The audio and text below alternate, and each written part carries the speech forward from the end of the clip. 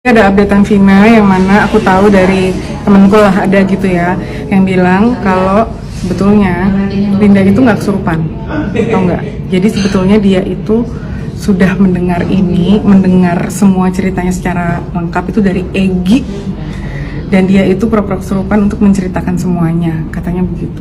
Jadi sebetulnya dia nggak kesurupan. Terus kata sekarang dia nikah sama Egy?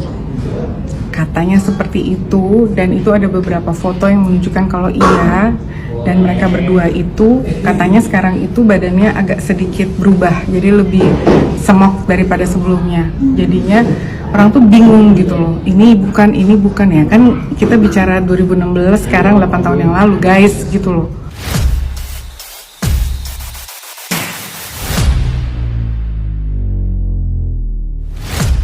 Nih ya, ini aslinya coy ya. Polda Jawa Barat lagi pusing ini, lagi kusut, lagi dilema. Gimana kagak pusing? Nih ya, kalau nanti Peggy Setiawan yang kuli ini di putusan pengadilan dinyatakan tidak bersalah, berarti kan jelas sudah Polda salah tangkap.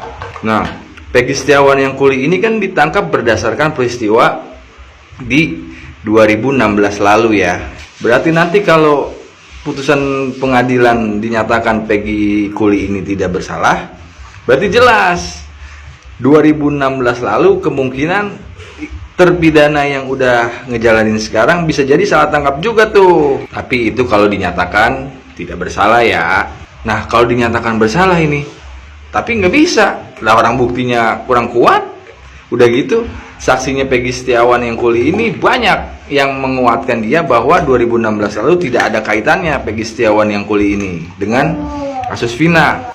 Nah, jadi wajar sidang pra-peradilan 1 pada kagak datang itu. Nah, yang kedua datang, cuman saksi-saksinya orang datang. Ngapa tahu itu? Akut kali diberondong pertanyaan, pengacara-pengacaranya Peggy nggak bisa jawab. Udah gitu apa jawabannya dari Polda? Mohon maaf, ini tidak bisa hadir, yang lain anggotanya pada melakukan pra-peradilan yang lain katanya. Lah bagaimana? Udah jelas-jelas ada jadwalnya ya, udah jelas-jelas juga ini kasus lagi attention banget, lagi trending. Ibarat kata bisul nih, tinggal nunggu pecah doang ini. Segala pakai ngurusin yang lain. Coba itu, iyalah. Udah gitu apa? Pas pengacaranya Peggy Setiawan nanya nih, pihak Polda bilang apa jawabannya? Besok katanya. Jawabannya besok. Merundingan dulu kali itu biar nggak salah ngomong ya. Kalau salah ngomong lagi kan termalu itu. Oke, jadi di sini bisa kita lihat ya, seorang warganet menyentil Polda Jabar dalam sidang yang berlangsung di Peggy Setiawan atau Peggy si kuli bangunan. Warganet itu menilai saat ini Polda Jabar lagi pusing dan lagi dilema. Bagaimana tidak, menurut warganet itu, jikalau nanti Peggy Setiawan atau Peggy kuli bangunan di putusan pengadilan dinyatakan tidak bersalah, berarti jelas Polda Jabar salah tangkap dan sengaja menjadikan Peggy Setiawan sebagai tumbal. Ada janggalnya, Peggy Setiawan ini ditangkap karena peristiwa 2016 lalu. Dan jika nanti Peggy Setiawan ini dinyatakan benar-benar tidak bersalah,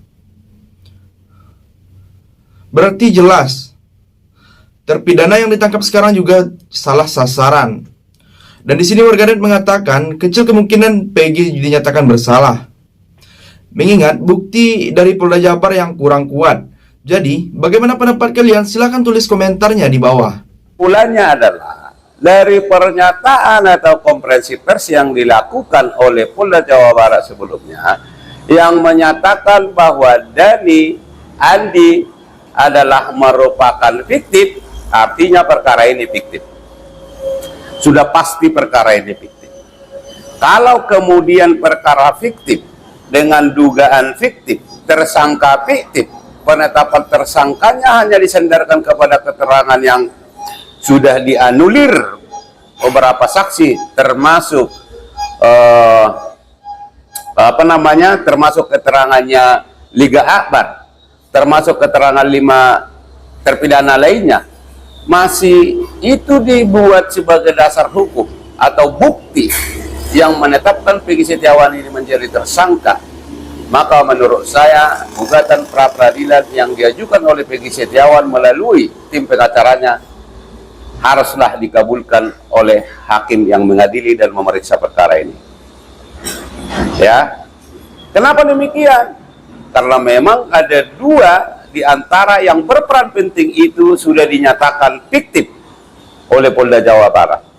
Bagaimana mungkin satu perbuatan dilakukan oleh orang yang fiktif bersama dengan orang yang nyata? Apalagi ini yang menjadi intelektual darder atau menjadi otak pelakunya adalah Dhani. Di mana Dhani ini curhat kepada 8 yang sudah menjadi terpidana itu bahwa dia ada permasalahan dengan ekstasi, dengan motor ekstasi, karena mereka di klubnya Monreker. Artinya ketika itu fiktif, maka perkara ini fiktif. Ya, dari awal kita sudah ingatkan, kalau misalnya tetap disandarkan kepada skenario berdasarkan BAP yang diperoleh di atas tekanan, maka sesungguhnya itu sudah gugur, tak bisa lagi digunakan sebagai alat bukti.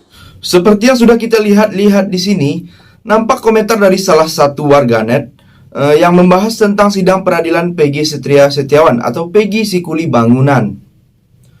Warganet tersebut menilai tanggapan dari Polda Jabar yang menjelaskan isi BAP, yaitu kesaksian Sudirman yang melihat dan berboncengan dengan berboncengan dengan Dhani mengejar Eki dan Vina. Kesimpulannya, kata warganet tersebut dan pernyataan dalam konferensi pers yang dilakukan Polda Jabar dalam kesaksian Andi dan Dhani adalah merupakan fiktif belaka. Menurut warganet itu, sidang pra-peradilan yang dilakukan oleh Peggy Setiawan itu atau Peggy Sikuli Bangunan harus dikabulkan oleh jaksa dan hakim.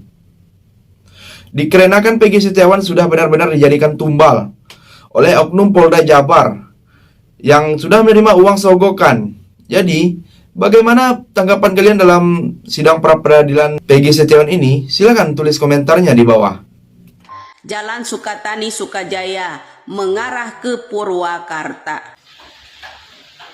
Jadi di video yang saya stitch ini ya, untuk Ibu Widya. Sebelumnya Ibu Widya di video yang saya stitch ini bilang untuk awasi anak Pak Cecep gitu loh, atau Peggy Cianjur. Yang dalam pandangan Bu Widya seolah-olah Peggy Cianjur ini kabur gitu. Ya, dia kabur, katanya menjelang sidang Peggy Cianjur kabur. Melewati tol ini, tol itu gitulah ya. Bersama dengan bapaknya dan menuju arah ke Purwakarta. Kata Bu Widya ini. Nah, di sini saya ingin meluruskan ya, hanya meluruskan untuk Bu Widya bahwa Peggy Cianjur dan bapaknya memang ke Purwakarta. Mereka ke Purwakarta atas undangan Kang Deddy Mulyadi untuk melakukan wawancara ketiga kalinya. Ya. Dan foto yang beredar mereka berada di rest area itu memang mereka menunggu dari Kang Deddy Mulyadi. Ya. Dan video wawancara mereka bersama Kang Deddy Mulyadi untuk yang ketiga kalinya itu sudah diupload oleh Kang Deddy Mulyadi kemarin di channel YouTube-nya. Ya. Jadi saya mohon untuk Bu Widya lebih berhati-hati mencari informasi. Ya. Baru kita sebarkan biar tidak menambah gejolak publik gitu loh. Ya. Biar tidak kita yang mau membantu orang yang terzolimi Peggy Kuli Bangunan, namun kita yang menjadi zolim kepada anak orang gitu. Di sini kita lihat warganet yang sependapat dengan keputusan Bu Widya atau seorang degalan politik untuk terus memantau anak Pak Cecep atau Peggy Cianjur. Dalam pandangan warganet itu, Peggy Cianjur bukan kabur dari kasus yang kini sedang mengincarnya. Warganet itu juga menyebut Peggy Cianjur kabur ke Purwakarta bersama bapaknya atas undangan dari Kang Deddy Mulyadi.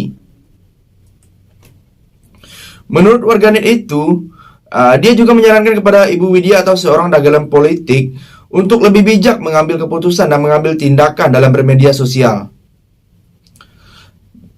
Jadi, bagaimana pendapat kalian? Silahkan tulis komentar sebanyak-banyaknya di bawah. Saya dari channel YouTube Segudang TV, pamit, sampai jumpa.